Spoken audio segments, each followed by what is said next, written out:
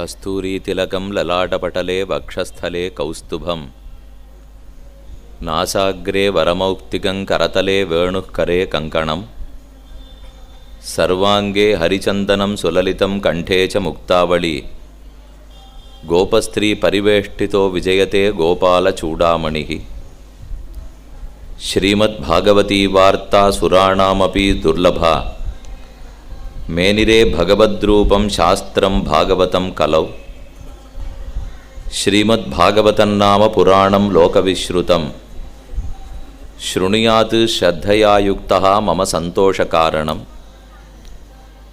निगमकल्पतरोर्गलितं फलं शुकमुखात् अमृतद्रवसंयुतं पिबत भागवतं रसमालयं मुहुरहो रसिका भुवि भावुकाः अडियाர்களான ஆஸ்திகர்கள் கூடின இந்த கோஷ்டியிலே இன்று தொடக்கமாக 5 நாட்கள் கிருஷ்ண வைபவத்தை பற்றி சொல்ல வேணுங்கிறது அடியனுக்கிடப்பட்ட நியமனம். சௌமிய தாமோதர பெருமாளுடைய திருவடி வாரத்திலே தாயார் மற்றும் எம்பெருமான் அவர்களுடைய அனுக்கிரகத்தோடு இந்த 5 நாட்களும் கிருஷ்ணாவதார சரித்திரம் நிர்விக்னமாக நடக்க வேண்டுமென்று அவர்களிடத்தில் பிரார்த்தித்து கொண்டு தொடங்குவோம். எம்பெருமானுடைய அவதாரங்கள் எண்ணிறந்தவை. அஜாயமானஹா பகுதா விஜாயத்தேன்னு சாஸ்திரமே ஓதுகிறது. பிறப்பில்லாத எம்பெருமான் எத்தனையோ பிறவிகளை எடுக்கிறான். அவன் பிறக்கிறான்னு சொன்னாலே ஒரு உயர்ந்த ஸ்தானத்திலிருந்து கீழ்ஸ்தானத்துக்கு வருகிறான்ங்கிறது தெளிவாக புரியுறது. உயரத்தில் இருப்பவர்கள் சாதாரணத்திலே தாழ இறங்க மாட்டார்கள். பணக்காரராக தான் இருப்பார். ஏழையோட கலந்துட போகிறதில்லை. படித்தவனாகத்தான் இருப்பன். படிக்காதவர்களோடு கலந்துட போகிறதில்லை. எதிரியும் மேல் மட்டத்தில் இருக்கிறவா சுலபத்தில் கீழ்மட்டத்துக்கு வந்துட மாட்டார்கள். ஆனால் அந்த சட்டம் பெருமானுக்கு அல்ல. ஏனெனில் கீழே கிடக்கிற சம்சாரிகளான ஜீவாத்மாக்கள் நம் போன்றவர்கள், அதே சமயத்தில் ஸ்ரீவைகுண்டத்தில் பெருமானோட கூடவே இருக்கிற நித்தியசூரிகள், இவர்கள் பட்சத்தில் பெருமான் பாரபட்சம் பார்ப்பதே இல்லை. அவனை பொறுத்தவரை உயர்ந்த ஸ்தானம் என்னும் தாழ்ந்த ஸ்தானம் என்னும் இரண்டில்லை. 2 குழந்தைகள் ஒரு தாயாருக்கு பிறந்தார்கள். ஒருத்தன் பட்டுகரணன், மற்றொருத்தன் விகலகரணன். அதாவது அங்கங்களெல்லாம் ஒரு பிள்ளைக்கு நன்னா இருக்குது, ஆனால் இன்னொரு பிள்ளைக்கு அங்கஹீனம்.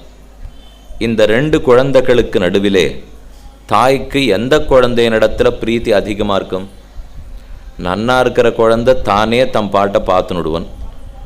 ஒழுங்காக இல்லாத குழந்தையினிடத்துல தானே தாய்க்கு அன்பு அதிகமாக இருக்கும். அதே போல் ஸ்ரீமன் நாராயணனுக்கும் 2 குழந்தைகள். ஸ்ரீவைகுண்டம்ங்கிற நித்திய விபூதியில் இருக்கிற நித்திய சூரிகள் ஆதிசேஷன், கருடன், விஷக்சேனர், இவர்கள்லாம் ஒரு குழந்தை எம்பெருமானுக்கு. நம்ம போன்ற பூலோகத்தில் இருக்கிற சம்சாரிகள் மற்றொரு குழந்தை. இந்த 2 பேரிடத்திலே அன்பு யாரிடத்தில் அதிகமாக காட்டுவன் என்னால் ஆதிசேஷனும் கருடனும் விஷக்சேனரும் பக்தியாலே சிறந்தவர்கள், ஞானமும் சக்தியும் படைத்தவர்கள். ஆனால் அவர்களை பற்றி கவலைப்பட வேண்டிய தேவை பகவானுக்கு இல்லை. நாம் தானே பக்தியற்று தவிக்கிறோம், ஞானம் சம்பாதிக்க முடியுமான்னு முயற்சிக்கிறோம். அதனால் நம் போன்ற எளிய மக்களிடத்திலே தான் தாயான எம்பெருமானுக்கு அன்பு அதிகமாக இருக்கும். நாம் பகவான் அடைவதற்கு ரொம்ப பிரயத்தனம் பண்ணுறதான் நினச்சின்னு இருப்போம். ஆனால் அவன் நம்மை அடைவதற்கு பண்ணும் பிரயத்தனத்தில் நாம் 100ல் 1 மடங்கு கூட பண்ணுறதில்லை. ஒரு குழந்தை தாயாரிடத்தில் அன்பு செலுத்துறது அதிகமா, தாய் குழந்தையினிடத்தில் அன்பு செலுத்துறது அதிகமானு பார்த்தால் முதல்லேருந்து பண்ணிட்டு இருக்கிறது தாயார் தானே. இந்த குழந்தைக்கு நினைவு தெரியாத காலத்தில் இருந்து, தனக்கு பசிச்சதுன்னா வலிச்சதுன்னா சொல்லக்கூட தெரியாத காலத்தில் இருந்து தாய் தானே சேயை பாதுகாத்துகிறாள். அதே போல எம்பெருமானும் குழந்தைகளான நமக்கு எது நல்லது எது தெரியாதது எது தீயதுன்னு தெரியாத நாளிலிருந்து அவன்தான் பார்த்து கொள்ளுகிறான். அதனால தான் எம்பெருமான் குழந்தைகளான சம்சாரிகளை ரட்சிக்க வேண்டுமென்று உயர்ந்த ஸ்தானமான ஸ்ரீவைகுண்டத்திலிருந்து நம் பூலோகத்திலே வந்து அவதரிக்கிறார்.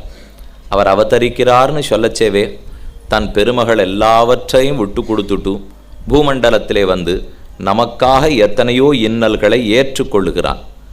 சௌகரியமாக இருக்கிற இடத்துலேருந்து அசௌகரியமாக ஒருத்தர் இடத்துக்கு ஒரு நாளும் போக மாட்டான். நம்ம பங்களா மாதிரி வீட்டில் வாசம் பண்ணிட்டு இருந்தா ஒரு 10 நாள் வெள்ளை அடிக்கிறதுக்காக வாடகைக்கு இன்னொரு இடத்துக்கு போயிருக்கோன்னு வச்சுப்போம். அந்த 10 நாள் இருக்கிறதுக்குள்ளே எனக்கு இது சௌரியம் இல்லை அது சௌரியம் இல்லை சொல்லி குறைஞ்சு தீர்த்துனுடுவா. என்னமோ பிறக்கறச்சேவே இந்த பங்களாவோட பிறந்தா போலையும் இன்று தான் குடிசேன்னா என்னதுன்னே கண்ணில் படுறா போலையும் நடந்துக்கிற மூல்யம். ஒரு 10 நாள் சின்ன இடத்தை பொறுத்துக்கிறதுக்கே நம்மால் முடியலையே. ஸ்ரீவைகுண்டம் எப்படிப்பட்ட இடம், நம்ம பூலோகம் எப்படிப்பட்ட இடம்.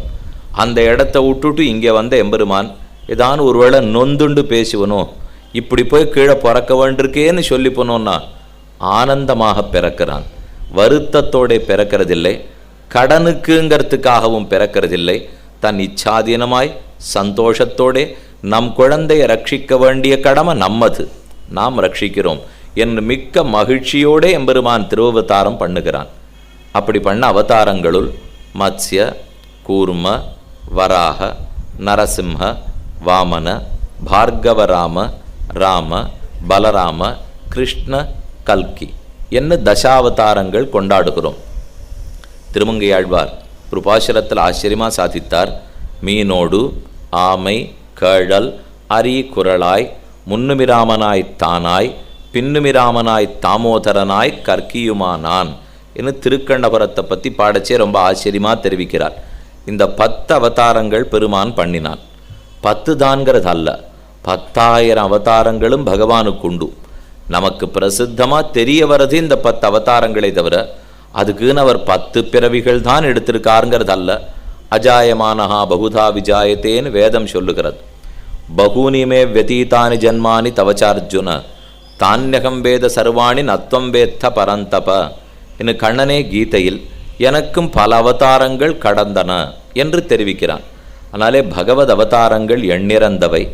அதிலே அடியார்கள்லாம் ரொம்ப ஆசைப்பட்டு அனுபவிக்கிறதுங்கிறது 2 அவதாரங்கள். ஒன்று ஸ்ரீ ராமாவதாரம், மற்றொன்று கிருஷ்ணாவதாரம். அவதாரங்களை உற்று நோக்கினோம்னா கிருத்தயுகத்தில் முதல் 5 அவதாரங்கள் நடந்தன. அடுத்தது பரசுராமர் ராமர், அது திரேதாயுகத்திலே ஏற்பட்டது. அடுத்து பலராமனும் கண்ணனும், அது துவாபர யுகத்திலே ஏற்பட்டது. கடைசியாக கலியுகத்தில் இனிமேல் கல்கி அவதாரம் நடக்கும் என்று எதிர்பார்த்து கொண்டிருக்கிறோம்.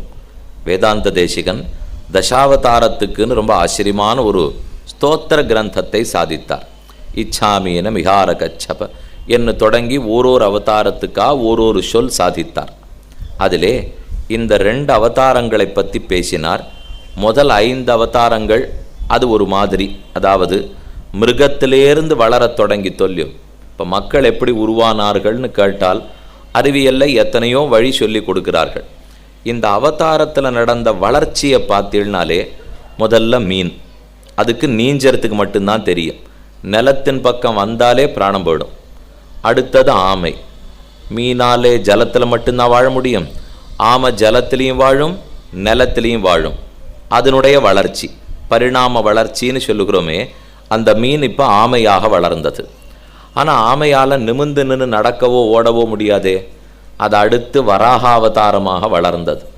பன்றியால் ஜலத்திலையும் இருக்க முடியும், நீரிலையும் நீஞ்சறதுக்கு முடியும், சேத்திலையும் இருக்க முடியும், ஓரளவுக்கு முன்னங்கால தூக்கிறதுக்கு முடியும். இது பன்றியான அவதாரம். அடுத்த எம்பெருமான் நரத்துவம் மிருகத்துவம் கலந்த நரசிம்ம பெருமானாக பிறந்தான். விலங்கு ஜாத்தியிலேருந்து மனித இனத்தை நோக்கி போவதற்காக தலைக்கு மேலே மனிதனுடைய தலைக்கு கீழே மனிதனுடைய உடம்போடே, தலை சிங்கத்தினுடைய உடம்போடே இன்று ஹரிதசையோகோ பஷ்யன் நௌத்பத்திகமென்னு 2 உருவத்தை ஒன்றாக்கி கொண்டு நரசிம்ம பெருமான் அவதரித்தார். அதுக்கப்புறம் முழுமையான மனுஷன் வாமனமூர்த்தி திருவவதாரம் பண்ணினார். ஆனால் அது கூட மனுஷனாக பிறக்கலை, அதிதி தேவியினுடைய குமாரனாக பிறந்தபடியால் தேவஜாத்தியில் தான் வாமனமூர்த்தியினுடைய திருவவதாரம். இந்திரன் தேவேந்திரன் கேள்விப்பட்டிருப்பீள். இந்திரனுடைய கடைசி தம்பி தான் வாமனமூர்த்தி. ஆனால் அவனும் தேவகோட்டியில் சேர்ந்து விட்டார். இந்த முதல் 5 அவதாரங்களும் முதல் யுகமான கிருதயுகத்திலே நிகழ்ந்தன. அடுத்த யுகம் திரேதாயுகம், பரசுராமாவதாரம், ராமாவதாரம். அடுத்து துவாபர யுகம், பலராமாவதாரம், கிருஷ்ணாவதாரம். இதிலே அந்த திரேதாயுகத்தில் பரசுராமர் ராமரை பற்றி வேதாந்த தேசிகன் சாதிக்கும் போது ரோஷராம கருணா காகுத்ஸ்த என்ன 2 பேருக்கு அடமொழியோடு தெரிவித்தார். கோபத்துக்குன்னு ஒரு ராமர், கருணைக்குன்னு ஒரு ராமர், எப்பவும் வெடிக்கிறதுக்குன்னு ஒரு ராமர், எப்பவுமே பிடிச்சுக்கிறதுக்குன்னு ஒரு ராமர். நாம் அவன் திருவடிகளை பற்றி கொண்டோம் என்னால் விடாமல் நம்மை பிடித்து கொள்ளுகிறான். கருணையே வடிவெடுத்தவனான ராமன். அந்த ராமனுடைய கதை என்னங்கிறத பற்றி கடந்த ஆண்டு இந்த கோட்டியில் அனுபவித்தோம். அதனால் சொல்கிறச்சேவே சபையார் சொன்னால் அடுத்து கண்ணனை பற்றி தான் கேட்க வேண்டும். ஏன்னா ராமனுக்கும் கண்ணனுக்கும் ஒரு ஆரோக்கியமான போட்டி என்னைக்கும் உண்டு. அவரை விரும்புகிறவர்கள் சில பேர், இவரை விரும்புகிறவர்கள் சில பேர். கண்ணன் தான் வசத்தின்னு இவா சொல்லிட்டுருப்பா, ராமன் தான் வசத்தின்னு அவா சொல்லிட்டுருப்பா. உபன்யாசகர் முதல்ல உட்காண்டிருக்கிறவா யாருன்னு பார்த்துக்கணும். பார்த்துட்டா தான் இது என்ன ராமபிரபாவம் சொல்லலாமா இல்லை கிருஷ்ண பிரபாவம் சொல்லலாமா, அது மாசத்தையும் பொறுத்தது. நீங்கள் இப்போ சித்திர மாதத்திலே ராம ஜன்ம நவமி உற்சவத்தும் போது கூப்பிட்டுருந்தீங்கன்னா ராமபிரபாவம் தான் எந்த உபன்யாசகன்னு சொல்லுவார். அஷ்டமி தாண்டி இப்போ ஆவணி ரோகிணி கழிந்து கிருஷ்ணாஷ்டமிக்கு அப்புறம் கூப்பிட்டீங்கன்னா கிருஷ்ண வைபவம் சொல்ல போகிறார். போன வருஷம் ராமாவதாரத்தை பற்றி பார்த்துட்டோம். இந்த ஆண்டு கிருஷ்ணாவதாரத்தை பற்றி அனுபவிக்க வேணும். இந்த ரெண்டுமே 2 பிறந்தவை. பரசுராம ராம, பலராம கிருஷ்ண. ஆனால் பலராமனும் கண்ணனும் அண்ணன் தம்பி உறவு முறையாளர்கள். பரசுராமனும் ராமனும் எதிர்த்தே நின்றவர்கள். இருவரும் ஏக காலத்தில் வாழ்ந்திருக்கா. அது ஒரு ஆச்சரியமான செய்தி. மற்ற அவதாரங்கள்லாம் ஒன்றுக்கொன்று சந்தித்து கொண்டு நீங்கள் பார்க்கவே முடியாது. இப்போ ஆழ்வார்கள் 10 பேர் அவதாரம் பண்ணாலும் இல்லையோ, ஒரு ஆழ்வார் இன்னொரு ஆழ்வாரை சந்திச்சுட்டு எங்கேயான பாசுரம் பாடி நீங்கள் பார்த்தீங்களோ. முதலாழ்வார்கள் 3 பேர் சந்தித்து கொண்டார்கள் திருக்கோவலூருங்கிற இடத்திலே. பேயாழ்வார் திருமழிசை ஆழ்வாரை திருத்தினவர். அதனால் பேயாழ்வார் திருவடி தாமர்களை சேவித்ததுண்டு திருமழிசை ஆழ்வார். மதுரகவி ஆழ்வாரும் நம்மாழ்வாரும் சந்தித்து கொண்டுள்ளார்கள். பெரியாழ்வார் கண்டிப்பாக ஆண்டாளை சந்திச்சிருக்கணும், அவர் பெற்ற பெண்ணு தானே. இப்படி சில பேர் சந்திப்பு உண்டு, சில பேரிடத்துல சந்திப்பு கிடையாது. அதே போல் அவதாரங்கள்லையும் பார்த்தீங்கன்னா பரசுராமரும் ராமரும் சந்திச்சுட்டு இருக்கா, பலராமனும் கண்ணனும் சந்திச்சுட்டு இருக்கா. ஆனால் ஏனைய அவதாரங்கள் மற்ற 6 சந்தித்து கொண்டதாக தெரியவில்லை. குழந்தைகளுக்கு இந்த மாதிரிலாம் கேள்வி கேளுங்க. 10 அவதாரத்தை சொல்லி கொடுத்துட்டு சட்டுன்னு ஒரு கேள்வி கேட்டு யாரெல்லாம் சந்தித்து கொண்ட அவதாரம், யார் சந்திச்சுக்காத அவதாரம். நாம் பழைய நாள் போலவே தான் கதையை சொல்லியிருந்தோம்னா இன்றைக்கி இருக்கிற பிள்ளைகள் கேட்டுக்கு போகிறதில்லை. ஏதோ கதையை மாற்றிடாதீங்க, அது அதுவாக தான் இருக்கணும். கதை அதே கதையை சொல்லிவிட்டு அது மனசில் ஏற்கிறதுக்கு வேணால் மாற்றி மாற்றி கேள்வியை கேட்டு புரிய வைக்கலாமே தவிர அதுக்குன்னு மத்ஸ்யமூர்த்தி கூர்மம் ஆகிட போகிறதில்லை, கூர்மன் நரசிம்ம கதையும் ஆகிட போகிறதில்லை. அதனால் நமக்கு ஏற்ற வகையில் கண்டிப்பாக அடுத்த தலைமுறையினர்கள் இந்த கதையை தெரிஞ்சுக்கிறார்களாங்கிறது முக்கியம். இப்போ இத்தனை பேர் இங்கே உட்காண்டிருக்கீங்களோ இல்லையோ, எத்தனை பேர் 25 வயசு கீழே இருக்கா? யோசித்து பார்த்தால் 10ல் ஒருத்தர் தேறினா அதிகம். சரி, குழந்தைகள் கதை கேட்குமா? ராமாவதாரமும் குழந்தைகளுக்கு தானே, கிருஷ்ணாவதாரம் குழந்தை கண்ணனை பற்றி தானே பேசவே போகிறோம். ஆனால் சிறு வயதினர்கள் ரொம்ப தூரம் கேட்க வர்றதில்லை. அதுக்கு அப்பா அம்மாவே முக்கிய காரணம். இப்போ படிப்பு தான் முக்கியமே தவிர கதை கேட்க வேண்டிய தேவையில்லைன்னு விடுவா. ஆனால் அந்த படிப்புக்கு இந்த கதைகள் எவ்வளவு உதவுங்கிறதை நாம் புரிஞ்சுக்கிறதுக்கு மறுத்துடுறோம். ஏன்னா ஆத்ம விஷயத்தை சிறு வயசுலேருந்து சொல்லிட்டு வந்தால் தான் வயசான பிற்பாடு அதில் ஆசை இருக்கும். இல்லைன்னா தேகத்தை மட்டுமே பார்க்க தோணும். ஆத்மாவை பார்க்கறதுக்கு தெரிஞ்சுனுட்டோம், முன்னோடிகளான பகவானுடைய ஆழ்வார்களுடைய கதைகளை தெரிஞ்சுனுட்டோம்னா நம்ம வாழ்க்கையிலே